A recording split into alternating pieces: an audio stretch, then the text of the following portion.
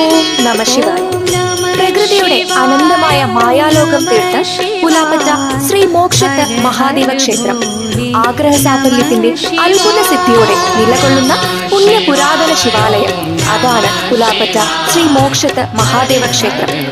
പ്രകൃതിദത്തമായ വിത്ത് വിതരണത്തിൽ പ്രധാന പങ്കുവഹിക്കുന്ന വവ്വാലുകളുടെ ആവാസ വ്യവസ്ഥ, ശാന്തതയുടെയും അതോടൊപ്പം നിഗൂഢതയുടെയും വശ്യ സൗന്ദര്യത്തിന്റെയും ഉറവിടമാണ് ഈ മഹാദേവ ക്ഷേത്രം.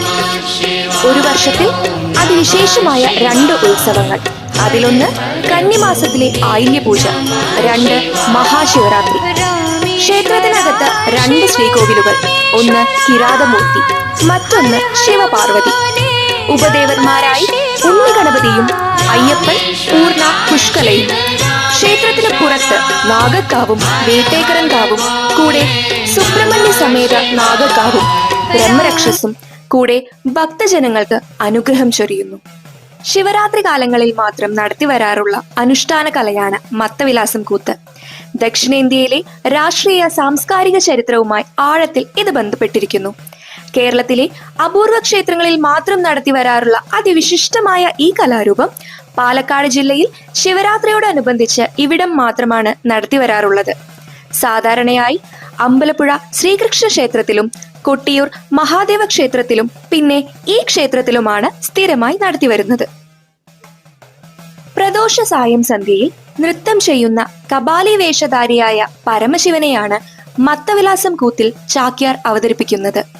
കപാലി വേഷധാരിയായ ചാക്യാർ ധരിച്ചിരിക്കുന്ന തെച്ചിപ്പൂമാലകൾ പരമശിവന്റെ കഴുത്തിലെ സർപ്പമാലയും അസ്ഥിമാലയുമാണ് എന്നാണ് സങ്കല്പം. 3 ഘട്ടങ്ങളിലായാണ് മത്തവിലാസം കൂത്ത് നടത്തുന്നത്. അതിൽ 1-ാം ദിവസം പുറപ്പാട്, ശേഷം നിർവഹണം, പിന്നെ കപാലിയും. സന്ധ്യയിൽ മംഗളസ്തുതികളോടെ ആരംഭിക്കുന്നു. മഹാദേവന്റെ നൃത്തം എല്ലാവരെയും രക്ഷിക്കട്ടെ എന്ന് അനുഗ്രഹിക്കുന്നു. അത് ദൈവദർശനത്തോടെ അവസാനിക്കുന്നു. താരകാസുര നിഗ്രഹത്തിന് മഹാദേവൻ പുത്രനു മാത്രമേ സാധിക്കൂ എന്ന ബ്രഹ്മാവിന്റെ അനുഗ്രഹത്താൽ ഉന്മത്തനായ താരകാസുരൻ ഭൂമിയിൽ കൊടിയ പാപങ്ങൾ ചെയ്യുന്നു. താരകാസുര നിഗ്രഹത്തിനായി സുബ്രഹ്മണ്യനെ സഹായിക്കുന്നതിനായി കാളിദേവിയും അവതരിക്കുന്നു. രക്തബീജന്മാരുടെ നിഗ്രഹത്തിനു ശേഷം കോപാകുലയായ ദേവിയെ സംപ്രീതിയാക്കുന്നതിനായി മഹാദേവൻ നൃത്തം ചെയ്യുന്നു. ഇതാണ് 2-ാം ഘട്ടം അഥവാ നിർവഹണം. ബ്രഹ്മഹത്യാ പാപത്താൽ ഭ്രഷ്ടനാകപ്പെട്ട സത്യസോമൻ എന്ന ബ്രാഹ്മണൻ ബ്രഹ്മഹത്യാ പാപമുക്തിക്കായി ശിവഭഗവാനെ തപസ്സു ചെയ്യുന്നു.